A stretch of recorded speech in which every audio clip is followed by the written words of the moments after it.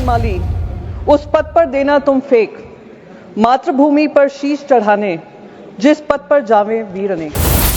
2019 में जब 370 धारा हटी थी, कौन भूल सकता है गृह मंत्री के वो शब्द जहां उन्होंने कहा था पीओके के लिए हम जान भी दे देंगे। सर, अब समय आ गया है कि क्रिकेट पर भी पाबंदी लगनी चाहिए। सर, आईसीसी के चेयरमैन को अगर आप कह देंगे कि ये इंडिया पाकिस्तान मैच नहीं हो सकता तो नहीं होगा, ये हमारे ऑपरेशन सिंदूर की कामयाबी होगी। Sir, Priyanka Chaturvedi ji 4 minutes. Sir नमस्कार।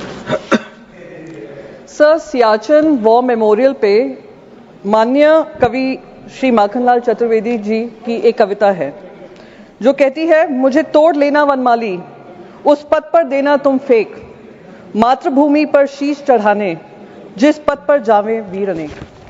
इन्हीं शब्दों को याद कर सियाचिन में हमारे जवान हों या शहीद कारगिल के सुरक्षा के समय पे हों या ऑपरेशन सिंदूर को लेकर हों या ऑपरेशन महादेव जो हुआ है, उन सबको याद कर नमन कर मैं उनकी शौर्य गाथा में उम्मीद करती हूँ हमारा देश सदैव गाएगा।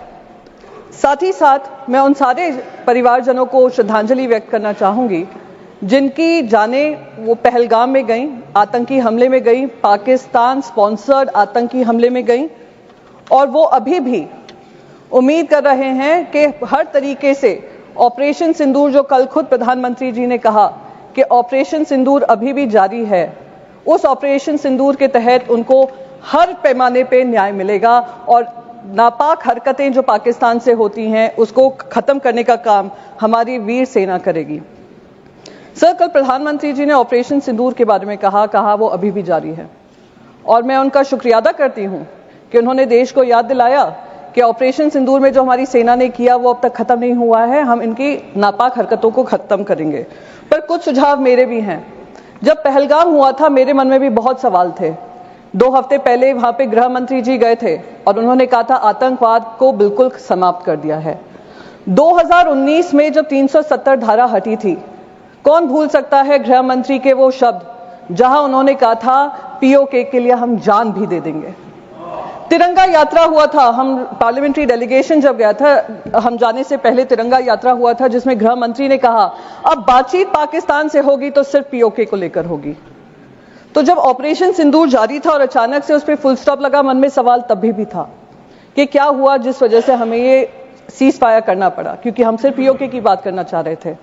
तो अब क्योंकि ऑपरेशन सिंदूर जारी है और प्रधानमंत्री जी ने ये कहा है, तो मैं बस 2-3 चीजें उनके सामने कहना चाहूंगी। सर, ऑपरेशन सिंदूर का हर हिस्सा, चाहे वो फिल्म इंडस्ट्री हो, चाहे वहां की न्यूज चैनल्स हो, चाहे उनके इन्फ्लुएंसर्स हो, हमने सब पे पाबंदी लगाई।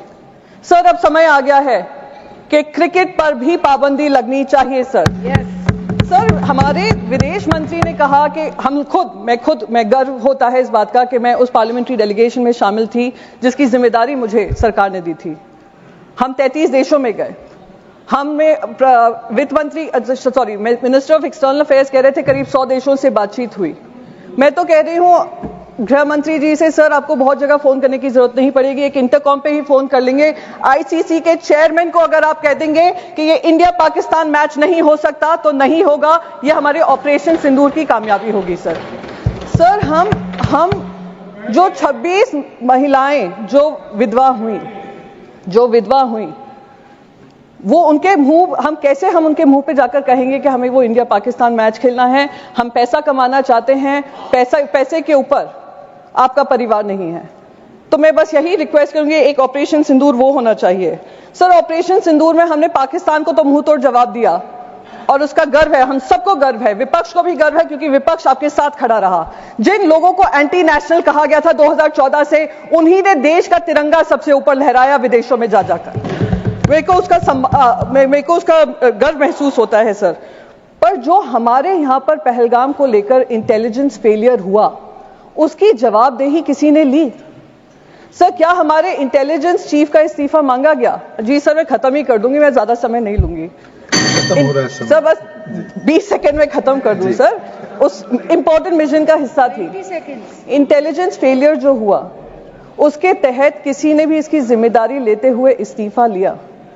इस्तीफा होने चाहिए सर। तब तक ये ऑपरेशन सिंदूर कंप्लीट नहीं होगा जब तक आउटसाइड वर्ल्ड को तो हमने पाकिस्तान को 2 टूक जवाब देकर अकाउंटेबिलिटी तय की, जब तक इंटरनल अकाउंटेबिलिटी हम तय नहीं करेंगे। 20 सेकंड हो गए। जय हिंद 23 सेकंड। सर, जय Hind, thank you very much. माननीय उपेंद्र कुशवाहा 4 मिनट।